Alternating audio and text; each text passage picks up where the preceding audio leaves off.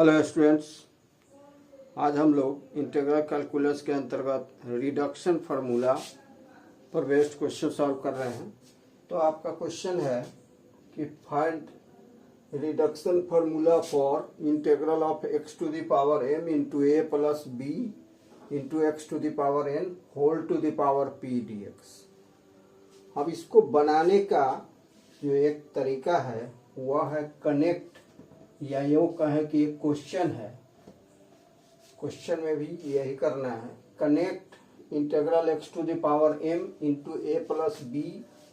Into x to the power n whole to the power d p dx with integral of x to the power m into A plus B into x to the power n whole to the power p minus 1 dx। देखिए, इसको इससे connect करना है। अब connect करने में देखेंगे दोनों में फर्क कितना है। p है, यहाँ पर p माइनस 1 है। तो हम लोग सपोज करेंगे late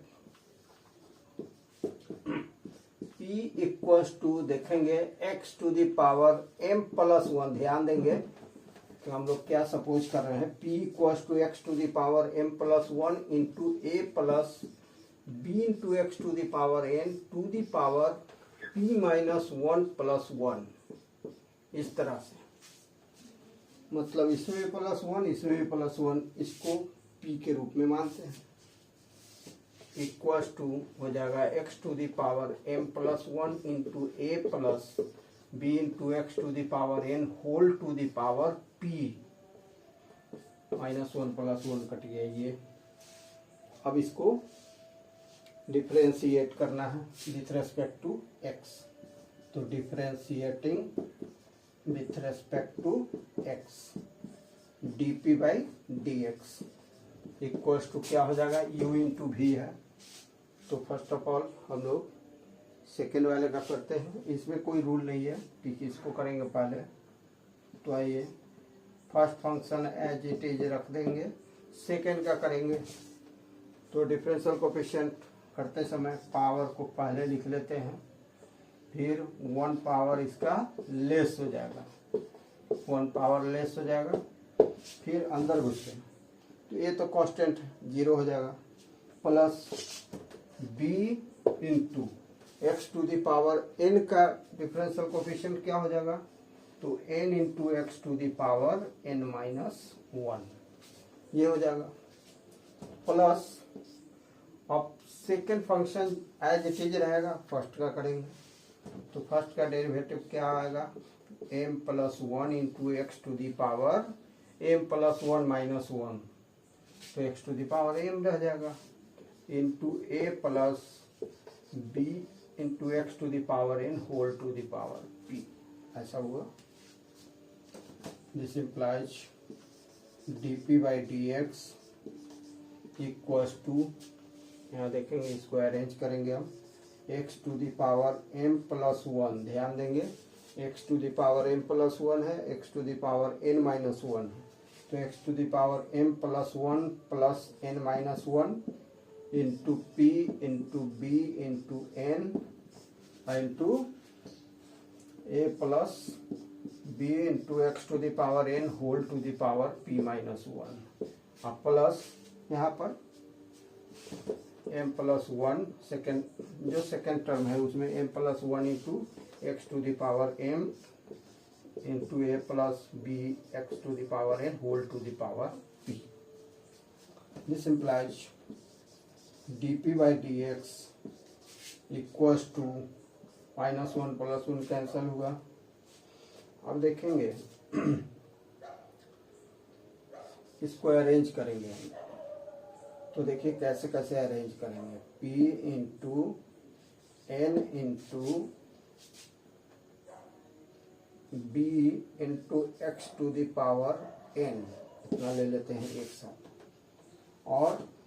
x to the power m हम अलग ले लेते हैं ऐसे,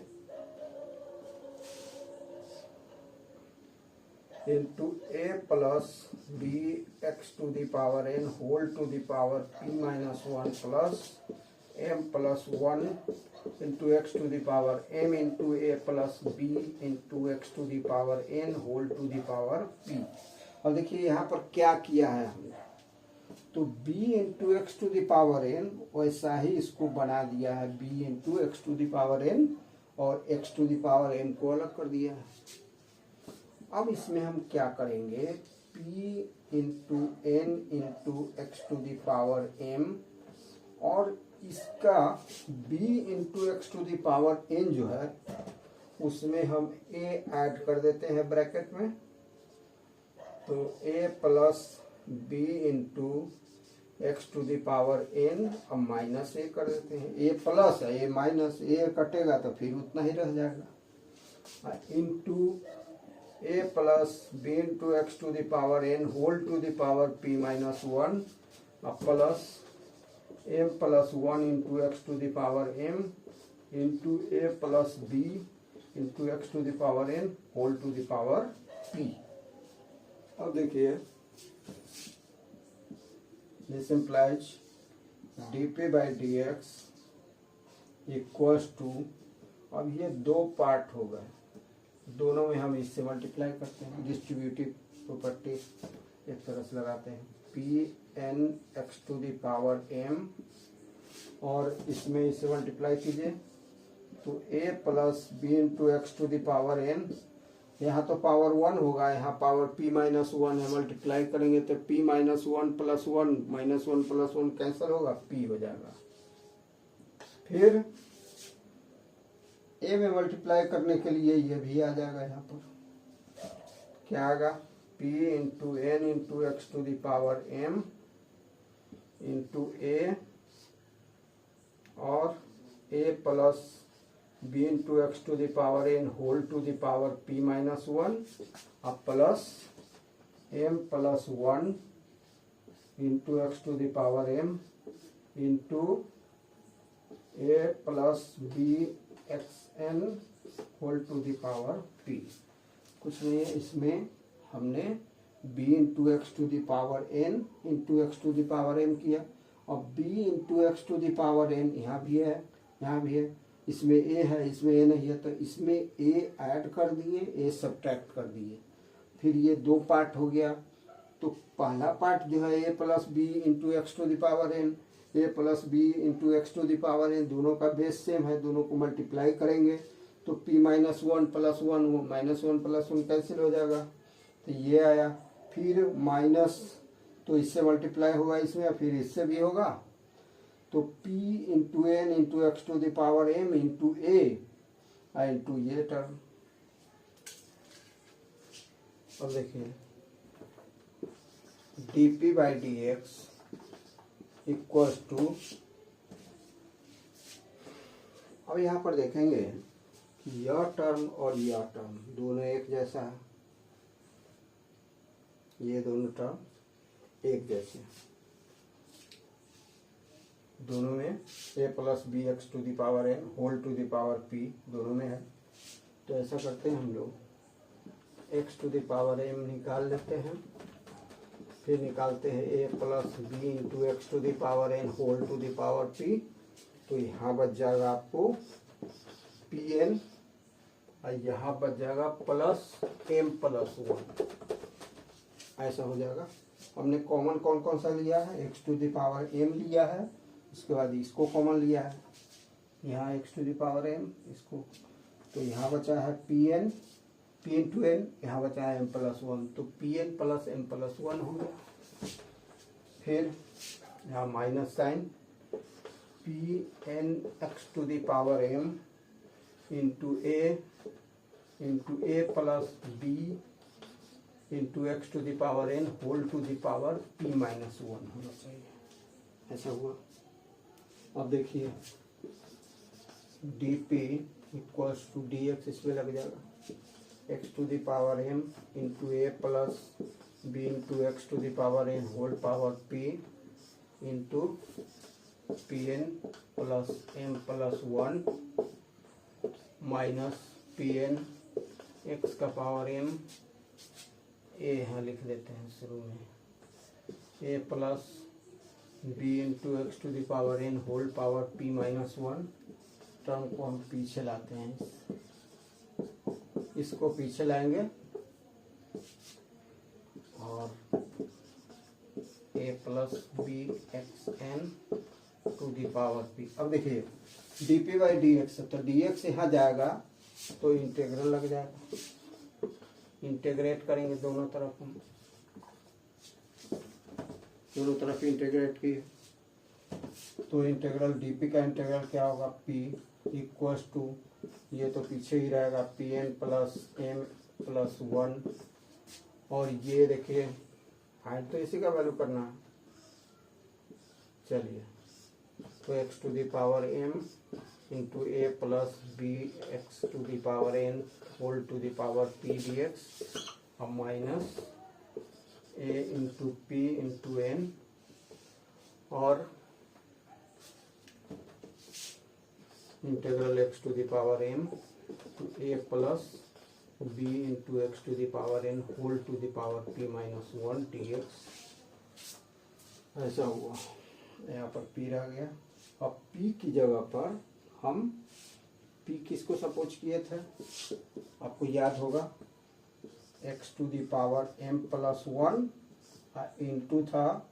ए plus B into x to the power N whole to the power p हो गया था, p minus one plus one p हो गया था, ये पी के रूप में हमने सपोज किया था, equals to p N plus M plus one into integral x to the power M into A plus B into x to the power whole to the power p d x minus a P n integral x to the power m a plus B into x to the power N whole to the power P minus one D x, ऐसा। अब देखिए आपको किसका value निकालना है, इसका value निकालना है, ये टर्म इधर जाएगा, इसको यहाँ छोड़ दीजिए, इसको इधर ले आइए, तो x to the power m plus one into A plus B into x to the power N whole to the power p plus A P n, इसको into integral x to the power M into A plus B into x to the power N whole to the power P minus one D x, और ये यहाँ छूट गया, मतलब right side में रह गया p N plus M plus one into integral x to the power M into A plus B into x to the power N whole to the power p d x. अब हम इसको right side लाएंगे, पूरे को, इसको हम left side लाएंगे, इस पूरे को हम राइट साइड ले जाएंगे, और इससे इसमें पूरे को डिवाइड करेंगे इससे, तो देखिए उसका वैल्यू क्या आ जाएगा, x to the power M into A plus B into x to the power N whole to the power p d x equals to, इससे डिवाइड कर देंगे इसमें, तो देखिए x to the power m plus one into A plus B into x to the power n to the power p divided by P N plus M plus one, ये हो गया, इससे डिवाइड हो गया इसमें, फिर इसमें डिवाइड होगा, plus A P N divided by P N plus M plus one into integral किसका, X to the power M into A plus B into x to the power N whole to the power P minus one D X. तो ये required reduction formula हुआ। तो students यही जो last step है, यही required reduction formula हुआ, जो गिवन क्वेश्चन है उसका last line. Thanks for watching.